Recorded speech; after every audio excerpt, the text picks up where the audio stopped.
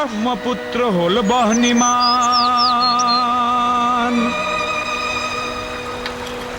আজি ব্রহ্মপুত্র হল বহনিমান। মনৰ দিগন্তত ধোঁৱা উৰে, আকাশত কপিয়া তৰা ঘূৰে, পদে পদে কৰে কাক অপমান। আজি ব্রহ্মপুত্র হল বহনিমান, আজি ব্রহ্মপুত্র হল বহনিমান, আজি ব্রহ্মপুত্র হল বহনিমান। चुनाव का वक्त आ गया है और ब्रह्मपुत्र के तट पर मौजूद हैं हम। नमस्कार, मैं हूं श्वेता सिंह। दरअसल ब्रह्मपुत्र को नदी नहीं बल्कि एक नद माना जाता है, क्योंकि ब्रह्मा के 5 मानस पुत्रों में शामिल है ब्रह्मपुत्र। अगर असम का जीवन ब्रह्मपुत्र से जुड़ा है तो असम के लोगों की समस्याएं भी कहीं ना कहीं इसी नदी से जुड़ी हुई हैं। आज श्वेत पत्र में हम ये जानने की कोशिश करेंगे कि क्या लोग यहाँ 15 साल के राज में संतुष्ट हैं या फिर वो चाहते हैं बदलाव। हम जानने की कोशिश करेंगे कि क्या असम के लोग अपनी समस्याओं को मानते हैं और उन समस्याओं का निवारण क्या राजनीतिक तरह से वो खोजने वाले हैं। पूर्वोत्तर का प्रहरी, पूर्वोत्तर का प्रवेश द्वार असम। करीब 600 सालों तक यहाँ अहोम राजाओं ने शासन किया था, लिहाजा राज्य का नाम था अहोम, जिसे अंग्रेजी हुकूमत में असम नाम से पुकारा गया। असम में 14वीं विधानसभा का चुनाव होना है। श्वेत पत्र में हम पड़ताल करेंगे कि असम चुनाव इस बार इतनी चर्चा में क्यों है, बीजेपी को पहली बार यहां सत्ता पाने का विश्वास क्यों है, बांग्लादेशी शरणार्थियों का मुद्दा कितना बड़ा है, तरुण गोगोई चौथी बार सीएम बनने को लेकर आश्वस्त क्यों है। ये 3 सूफिया को सच्चे रब में सूफिया बनाना। सबसे पहले समझते हैं असम के सबसे बड़े मुद्दे। हर बार की तरह शोर एक बार फिर बांग्लादेशी शरणार्थियों का है।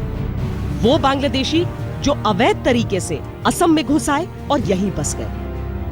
देखिए, ये बांग्लादेश का जो समस्या है असम में, ये समस्या आज का नहीं है, ये काफ़ी साल से चल रहा है। 30 साल गुजर गया, लेकिन आज तक कोई भी किसी गवर्नमेंट ने किसी प्रकार की इस समस्या का हल निकालने के लिए कुछ भी तरह से इनिशिएटिव नहीं लिया है। असम के लिए तो बांग्लादेश ही मूल समस्या है, आज से नहीं 60-70 सालों से चल रहा है। हो सकता है कि जिस स्थिति से, जिस ग्रोथ से लोग आगे बढ़ रहे हैं कि एक टाइम पर यहाँ असमिया भाषा, असमिया संस्कृति को रखने के लिए बहुत बड़ा संघर्ष करना पड़ेगा।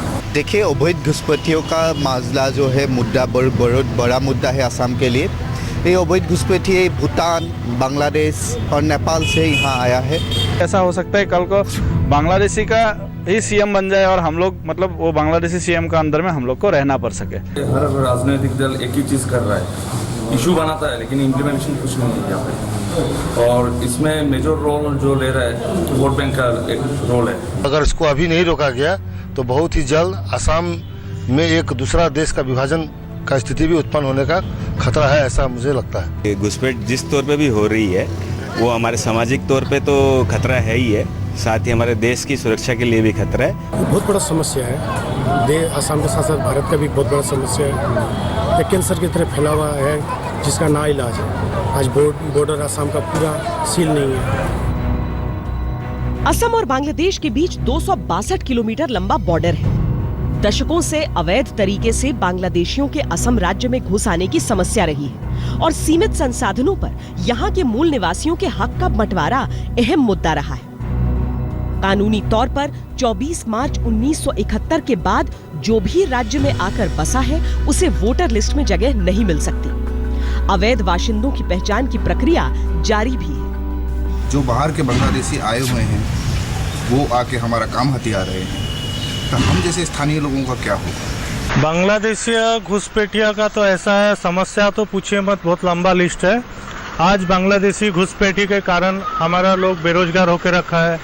जिन जिन जगह पे बांग्लादेशी घुसपैठियों का राज है वहाँ पर तो अपराधी का इतना बड़ा ग्राफ। कभी छात्र नेता प्रफुल्ल महंत इन्हीं शरणार्थियों को हटाने के मुद्दे पर प्रदेश के सीएम बन गए थे, तो इस बार ये बीजेपी का सबसे बड़ा चुनावी वादा है। पर 3 बार से प्रदेश के मुख्यमंत्री तरुण गोगोई का दावा है कि असम में एक भी अवैध अप्रवासी नहीं है। पर क्या दशकों से गरमाया हुआ ये मुद्दा अभी भी आम जनता के दिल के करीब है? या फिर वो आम दिनों की बुनियादी सुविधाओं के बारे में ज्यादा चिंतित हैं। एज अ सिटीजन यहाँ पर क्या प्रॉब्लम्स आप लोग फेस करते हैं जो चाहते हैं कि कोई भी अगर पार्टी पावर में आए तो वो दूर करे? देखिए, हम लोग का गुवाहाटी का सबसे बड़ा प्रॉब्लम है पानी का। पीने का पानी नहीं है, एक नंबर। दूसरा बात है, जब बारिश का अभी सीज़न शुरू होने वाला है तो बारिश में हम लोग का गुवाहाटी 70% पूरा डूब जाता है। जो ये सिलपुखुरी ये पूरा एरिया यहाँ का पूरा पानी में पूरा डूबा रहता है। तो एक बार बारिश आने से एक हफ्ता 10 दिन तक पूरा रास्ता में पानी रहता है। और दूसरा प्रॉब्लम है स्ट्रीट लाइट। हम लोग का यहाँ में जितना भी गली है, गली में स्ट्रीट लाइट एकदम भी नहीं है। और तीसरा प्रॉब्लम है एम्प्लॉयमेंट। तो आपको लगता है कि जो इतने सालों में नहीं किया है किसी पार्टी ने, वो कोई और कर सकता है? जी, सरकार आएगा, बीजेपी सब लोग करेगा। अच्छा भी करेगा। ऐसा तो नहीं है कि सिर्फ प्रॉमिस होता है और कोई पूरा नहीं करता है? करेगा, बीजेपी सरकार करेगा। बीजेपी सरकार करेगा। पानी यहाँ का सबसे बड़ा प्रॉब्लम? यस, डेफिनेटली पानी का बहुत प्रॉब्लम है। ये पीने का पानी के लिए अभी कुछ घर में पानी आता है, कुछ घर में नहीं आता है। और जो सिस्टम है अभी बोरिंग सिस्टम से चल रहा है। अच्छा, अभी सरकारी सप्लाई नहीं आ रहा है पानी का? आता है लेकिन मैंने पार्ट टाइम और किसी के घर में वो सरकारी का जो पानी है वो आता ही नहीं है। अच्छा, यहाँ पानी का प्रॉब्लम की बात? बहुत पानी प्रॉब्लम है। पानी नहीं है यहाँ में, रास्ता भी नहीं है, लाइट भी खराब है। क्या करेगा? पानी तो है ही नहीं। पीने के पानी का प्रॉब्लम? पीने के धोने के कोई पानी ही नहीं है, मिलता है।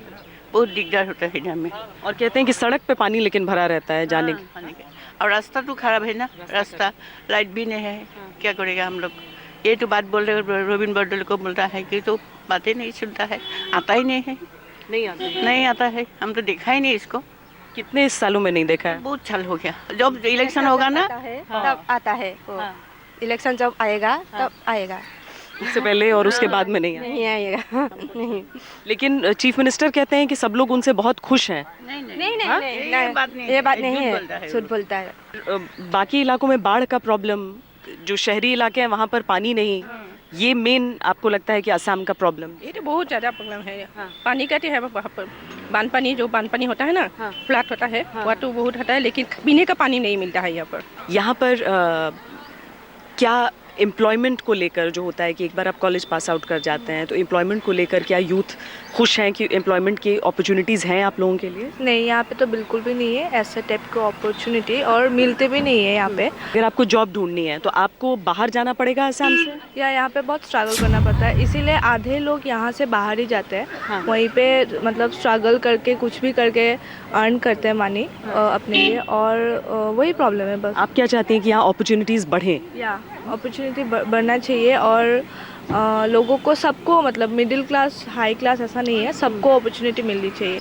सिक्योरिटी के हिसाब से ठीक है सब कुछ? सिक्योरिटी वैसे ठीक ही है, लेकिन आजकल तो रेप हो ही रही है लड़की लोगों को। हमने फैसला किया कि हम ब्रह्मपुत्र नदी पर चलने वाली अनगिनत फेरी में आम लोगों के साथ सफर करें और उनसे जाने उनके मन की बात। यहाँ पर आप लोग का एजुकेशन का कैसा है सिस्टम? क्या आप लोग को नौकरी, एम्प्लॉयमेंट का आसानी से मिल जाता है?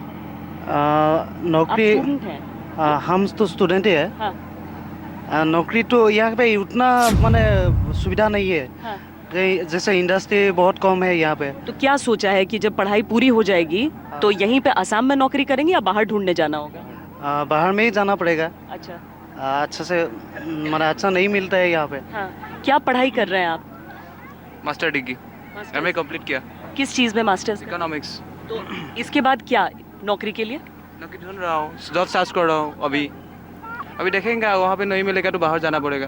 आपको क्या लगता है, बिजली, पानी, सड़क, ये सारी जो बुनियादी सुविधाएं का पहले अगर देखेंगे वो तब से अगर आप कंपेयर करेंगे आज के डेट पे, तो मतलब आज से अगर आप 4-5 साल पहले की बात बोलेंगे और आज में वो बहुत डिफरेंस हो गया। मतलब डेवलपमेंट हो रहा है, धीरे धीरे हो रहा है। जैसा होना चाहिए था वैसा नहीं हो रहा है, फिर भी कुछ हो रहा है अभी। तो आपको लगता है कि जो स्टेट की गवर्नमेंट है वो अच्छा काम कर रही है?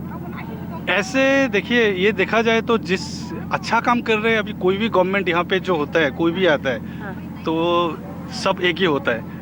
तो गवर्नमेंट अच्छा काम करते हैं ऐसा कुछ नहीं है, जैसा होना चाहिए वैसा नहीं। पब्लिक जो मतलब जो एक्सपेक्ट करते हैं वो चीज़ अभी तक मिल नहीं रहा है, पर थोड़ा तो हो रहा है डेवलप कुछ। अगर गुवाहाटी को भी देखेंगे तो पहले से तो बहुत डेवलप है अभी। अच्छा, क्या चेंजेस देखते हैं आप लोग? क्या चेंजेस यहाँ पर दिखता है अभी? तो चेंजेस मतलब हाँ, रोड्स वगैरह तो ठीक ही है, अभी अच्छा ही है। आप बताइए, आपके हिसाब से सब कुछ यहाँ पे ठीक ठाक है, सब डेवलपमेंट हो रहा है?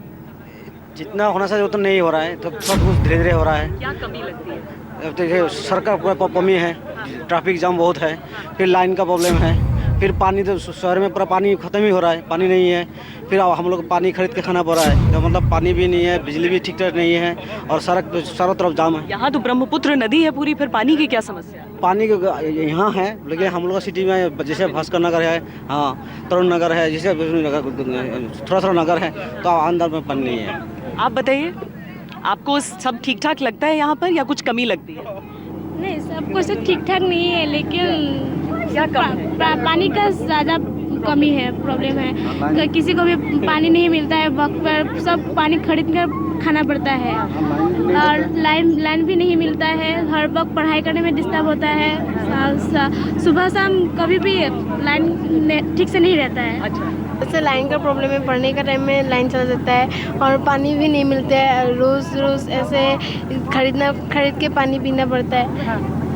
खरीद के पानी पीना पड़ता है। यहाँ पर एजुकेशन जो है, जो आप लोगों को मिल पाता है, वो अच्छा है?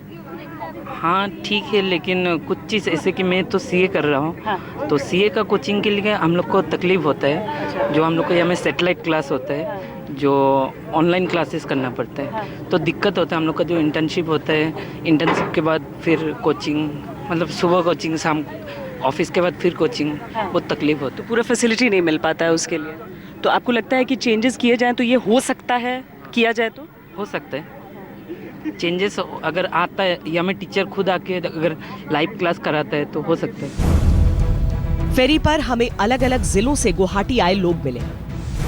हर व्यक्ति को अगली सरकार से उम्मीद थी, लेकिन ये चुनावी पोस्टरों पर छाए हुए मुद्दों से बिल्कुल अलग थे।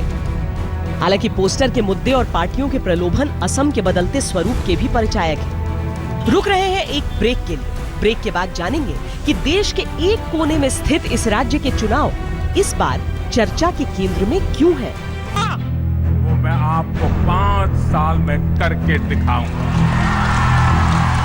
देखो माजुली में कितना ब्रिज हुआ, वो तो ब्लाइंड हो गया, वो तो कैटरेक्ट हो गया, वो कहाँ देखेगा।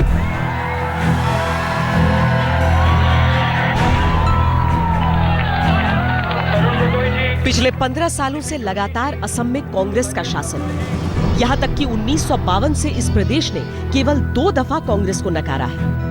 तब असम गण परिषद के अगुवा प्रफुल्ल कुमार महंत की क्रांतिकारी सोच ने जनता का मन मोह लिया था। जहाँ तक बीजेपी का सवाल है, वो सत्ता तो दूर, कभी 10 सीटों का आंकड़ा भी पार नहीं कर पाई।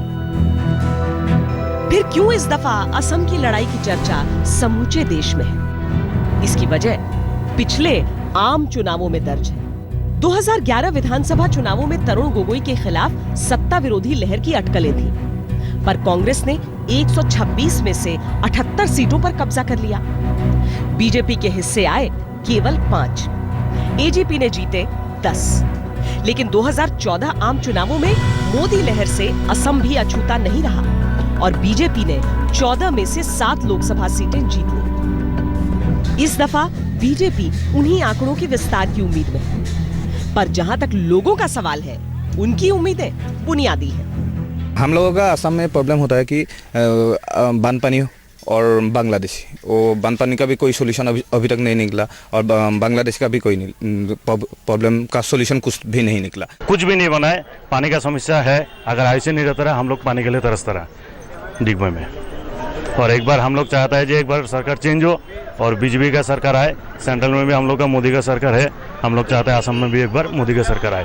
अगर नहीं होगा तो हम लोग वापस उसको हटा देंगे। एक बार चेंज करने में क्या हर्ज है। स्कूलों का जो हाल है, यहाँ का जो लेबर है, उन लोगों का जो हाल है वो देखने से बहुत ही बदतर है। जिस तरह से गुवाहाटी का उन्नयन होना चाहिए था, असम का अन्य प्रांत का उन्नयन होना चाहिए था, वो अभी तक नहीं हुआ है। यहाँ का गाँव का सड़क आप लोग खुद ही देख रहे हैं कितना बदतर, अभी तक स्वाधीन तक का इतना साल का बाद भी इतना बदतर चल रहा है। ये जो बांग्लादेशी का इशू है ना, ये असम में बहुत कई साल से चल रहा है और अभी तक कोई भी सरकार इस इशू का कोई सॉल्यूशन निकाल नहीं पाया है। और इसलिए इस बार जो सरकार फॉर्म होगा असम में, हम लोग का ये मतलब ये दावी है कि वो सरकार जल्द से जल्द इस इशू को मतलब सॉल्व करने की कोशिश करे। हमारा जो इंडिजिनियस पीपल है, इंडिजिनियस पीपल का अस्तित्व के सवाल जुड़ रहा है इस समस्या से। लेकिन आज तक कोई भी सरकार ने ऐसा कुछ नहीं किया है। इसलिए आने वाला सरकार के लिए हम लोग का डिमांड है कि वो लोग इस समस्या को जल्द से जल्द समाधान करें। लोकसभा इलेक्शन की पहले मोदी जी आया था और उन्होंने बोला कि 16 मई के बाद असम में कोई भी अवैध घुसपैठी नहीं रहेगा, उसको भेज दिया जाएगा। लेकिन आज 22 महीना हो गया, हमने देखा कुछ नहीं हुआ। लेकिन असम की राजनीति में एक और अहम कोण है। 2011 जनगणना के मुताबिक असम के 32 जिलों में से 9 मुस्लिम बहुल हैं। कुल जनसंख्या में 61.5% हिंदू है तो 34.22% मुसलमान। ऐसे में मौलाना बदरुद्दीन अजमल की AIUDF साफ-साफ मुस्लिम हितों की बात करती है। मौजूदा विधानसभा में 18 सीटों के साथ ये कांग्रेस के बाद सबसे बड़ी पार्टी है। इन्होंने JDU और RJD से चुनावी गठबंधन किया है और दावा करते हैं कि उनकी दुश्मनी BJP और कांग्रेस दोनों से है।